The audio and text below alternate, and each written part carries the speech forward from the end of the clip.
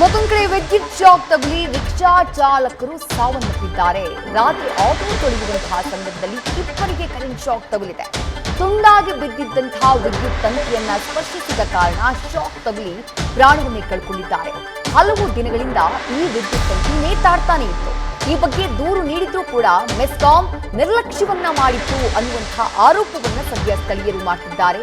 ರಾತ್ರಿ ಆಟೋ ತೊಳೆಯುವಂತಹ ಸಂದರ್ಭದಲ್ಲಿ ವಿದ್ಯುತ್ ತಂತಿ ತಗುಲಿದಂತಹ ಪರಿಣಾಮ ಇಬ್ಬರು ಆಟೋ ಚಾಲಕರು ಪ್ರಾಣವನ್ನೇ ಕಳ್ಕೊಂಡಿರುವಂತಹ ಘಟನೆ ಮಂಗಳೂರಿನಲ್ಲಿ ನಡೆದಿದೆ.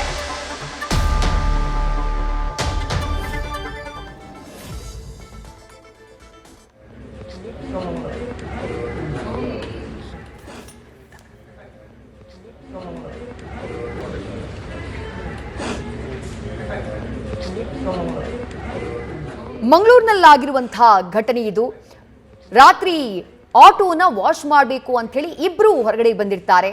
ಆ ಸಂದರ್ಭದಲ್ಲಿ ಆ ಕಟ್ ಆಗಿರುವಂತಹ ವಿದ್ಯುತ್ ತಂತಿಯನ್ನ ನೀವು ಗಮನಿಸ್ತಾ ಇದ್ದೀರಿ. ಹಲವು ದಿನಗಳಿಂದ ಇದೇ ಸ್ಥಿತಿನಲ್ಲಿತ್ತಂತೆ. ಮೆಸ್ಕಾಂ ಅಧಿಕಾರಿಗಳಿಗೆ ಸ್ಥಳೀಯರು ಇನ್ಫಾರ್ಮ್ ಮಾಡಿದ್ದಾರೆ. ಆದರೂ ಯಾವುದೇ ಅಧಿಕಾರಿಗಳು ಬಂದ್ರು ಅಥವಾ ಲೈನ್ಮೆನ್ ಬಂದು ಅದನ್ನ ಸರಿಪಡಿಸುವಂತಹ ಕೆಲಸ ಆಗಿರಲಿಲ್ಲ.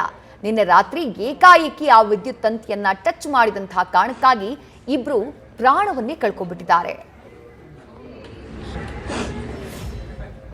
ಈ ಒಂದು ಘಟನೆ ಬಗ್ಗೆ ಹೇಳುವುದಾದರೆ ಇದು ಮೆಸ್ಕಾಂ ಅಧಿಕಾರಿಗಳ ಹಾಗೂ ಇಲ್ಲಿಯ ಸ್ಥಳೀಯ ಏನು ಕಾರ್ಪೊರೇಟರ್ ಮೇಯರ್ಗಳಿದ್ದಾರೆ ಇವರ ನಿರ್ಲಕ್ಷ್ಯದಿಂದ ಆಗಿರ್ಬೋದು ಅಂತ ನನ್ನ ಪ್ರಕಾರ. ಯಾಕಂದರೆ ಇಲ್ಲಿ ಈ ಒಂದು ಮಳೆಗಾಲ ಎಲ್ಲ ಕಡೆ ಅನಾಹುತ ನಡೆಯುತ್ತಾ ಇದೆ.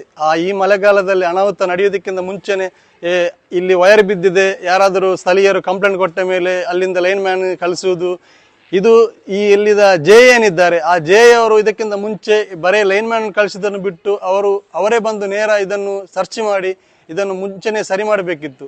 ಯಾಕಂದ್ರೆ ಅವರು ಈ ಜೀವ ಹೋದ ಮೇಲೆ ಲೈನ್ ಮ್ಯಾನ್ ಕಳಿಸಿ ನಾವು ಪರಿಶೀಲನೆ ಮಾಡ್ತಾ ಇದ್ದೇವೆ. ಈಗ ತಾನೇ ನಾವು ಇಲ್ಲಿ ಅಧಿಕಾರಿಗಳ ಜೊತೆ ಮಾತಾಡುವಾಗ ಅವರು ಹೇಳ್ತಿದ್ದೆ ನಾನೀಗ ಪರಿಶೀಲನೆ ಮಾಡ್ತಾ ಇದ್ದೇನೆ. ನ್ಯೂಸ್ ಫಸ್ಟ್ ನಿರ್ಭೀತಿಯಿಂದ ನಿಮ್ಮ ಪರವಾಗಿ.